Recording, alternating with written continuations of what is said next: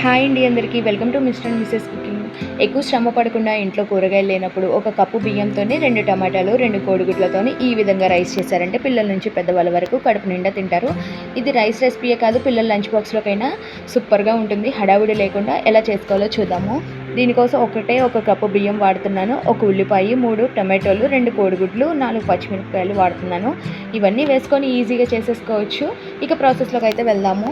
ముందుగానే రైస్ని కడిగి పక్కనైతే ఉంచేసుకున్నాను. హాఫ్ అన్ అవర్ తర్వాత ప్రాసెస్ చూపిస్తున్నాను. కుక్కర్లో అయితే చేసేస్తున్నాను ఫాస్ట్గా అయిపోవాలి అని చెప్పి.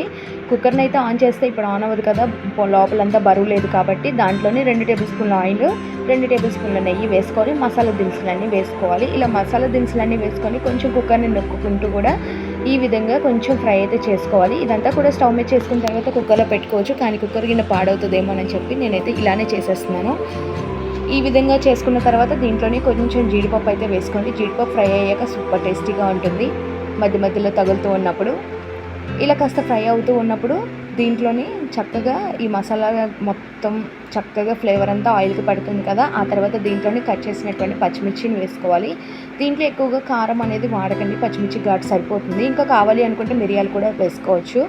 ఆనియన్స్ కూడా వేసేసి ఆనియన్స్ని చిలుకలాగా కట్ చేసుకున్నాను. వీటన్నిటిని వేసేసి ఒకసారి బాగా కలిపి కొంచెం ఫ్రై అయితే చేసుకోవాలి.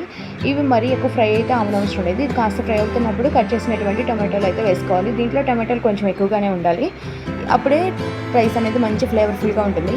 ఇవన్నీ వేసేసి ఒకసారి బాగా కలిపేసుకుంటున్నాను. చూస్తున్నారు కదా, ఇప్పుడు కుక్లో పెట్టుకోవాలి. కింద బటన్ అనేది ఆప్షన్ పడిపోతూ ఉంటుంది, చూసుకుంటూ ఉండండి. ఇదంతా ఎందుకు వచ్చింది అనుకుంటే స్టవ్ మీద అయినా చేసేసుకోవచ్చు. మూత పెట్టి ఒక 5-6 నిమిషాల పాటు మగ్గించుకుంటే ఈ విధంగా అయితే మగ్గిపోతాయి. చూస్తున్నారు కదా, ఆయిల్ అంతా పైకి తేలుతూ ఉంది. ఇలా ఆయిల్ అంతా పైకి తేలుతూ ఉన్నప్పుడు ఒక 2 నిమిషాల పాటు మూత తీసేసి ఈ విధంగా ఫ్రై అయితే చేసుకోవాలి. టమాటాలు కూడా పైన తొక్క అనేది సపరేట్ అయిపోతుంది. ఇలా సపరేట్ అవుతుంది అంటే మంచిగా కుక్ అయిపోయినట్టు లెక్క అనమాట. ఈ విధంగా ఫ్రై అవుతూ ఆయిల్ అంతా ఒక పక్కకైతే వచ్చేసింది కదా. ఇలాగా 2 మినిట్స్ పాటు కుక్ చేసుకున్నాము. ఇదంతా బాగా కుక్ అవుతున్నప్పుడు దీంట్లోని ఫ్రెష్గా అప్పటికప్పుడు దంచినటువంటి అల్లం వెల్లుల్లి పేస్ట్ని అయితే యాడ్ చేసుకోండి. 1 లేదా 1.5 టేబుల్ స్పూన్ వరకు యాడ్ చేసుకోండి. మీరు తీసుకున్న క్వాంటిటీని బట్టి ఇవన్నీ కూడా అడ్జస్ట్ చేసుకోండి. ఈ అల్లం వెల్లుల్లి పేస్ట్ కొంచెం పచ్చివాసన పోయే వరకు ఈ విధంగా ఫ్రై అయితే చేసుకోవాలి.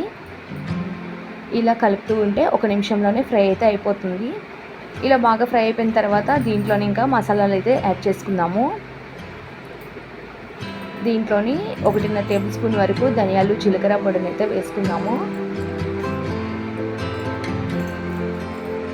ఆ తర్వాత ఇక్కడ ఆల్రెడీ మనం పచ్చిమిర్చి ఎక్కువగానే వేసాం కాబట్టి కొద్దిగా వేసుకుందాం. కూరకారంని 1 టేబుల్ స్పూన్ వరకు వేసుకుంటే సరిపోతుందండి. ఇది మసాలా కూరకారం, ఎక్కువ ఘాటు ఉండదు కాబట్టి నేనైతే కొంచెం ఎక్కువగా వేసుకున్నాను. ఆ తర్వాత కొంచెం గరం మసాలా పొడిని, కొద్దిగా పసుపుని, రుచికి సరిపడా ఉప్పుని అయితే వేసుకోవాలి. ఇలా అన్నిటిని వేసుకొని మరొకసారి బాగా కలిపి ఇంకొక నిమిషం పాటు అయితే ఫ్రై చేసుకుంటే సరిపోతుంది.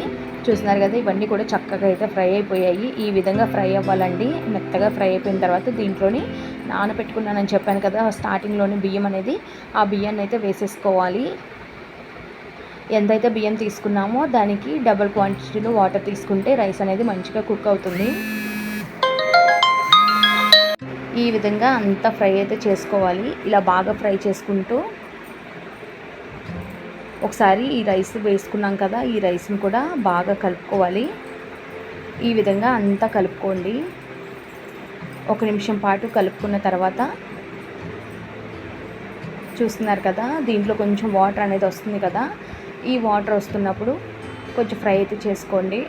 ఆ తర్వాత వాటర్ మనం ఆల్రెడీ కొలిచి పెట్టుకున్నాను. నేను ఇక్కడ 3 కప్స్ రైస్ అయితే తీసుకున్నాను. 3 కప్స్ కాను 6 కప్స్ వాటర్ అయితే తీసుకుంటున్నాను. ఈ వాటర్ మొత్తాన్ని అయితే వేసేసుకోవాలి. ఇలా వాటర్ అంతా వేసేసి ఒకసారి పక్కన ఉన్నవి అన్నం మెతుకులు అవన్నీ కూడా లోపలికైతే అనాలి. ఇలా లోపలికి అనేసి మూత అయితే పెట్టుకోవాలి. ఒకసారి సాల్ట్ అనేది సరిపోయిందా లేదా అనేది టేస్ట్ అయితే చూసుకోండి. సరిపోలేదు అనిపిస్తే కనుక మనకి కొంచెం సాల్ట్ అనేది యాడ్ చేసుకోండి. సాల్ట్ సరిపోతే టేస్ట్ అంతా మారిపోతుంది. ఇలా పెట్టుకొని మనకి కుక్కర్ మూత పెట్టుకుంటే ఇంకంతేనండి, ఆల్రెడీ అది ఉడికిపోతుంది అనమాట. మనం కోడిగుడ్లు తీసుకున్నాం కదా, అది సపరేట్గా బాయిల్ చేసేసుకొని ఈ టైంలో వేసుకున్నా పర్వాలేదు, తర్వాత వేసుకుంటాను నేనైతే ఎప్పుడు కూడా. ఈ విధంగా వదిలేసామనుకోండి చక్కగా అన్నం అయితే అయిపోతుంది.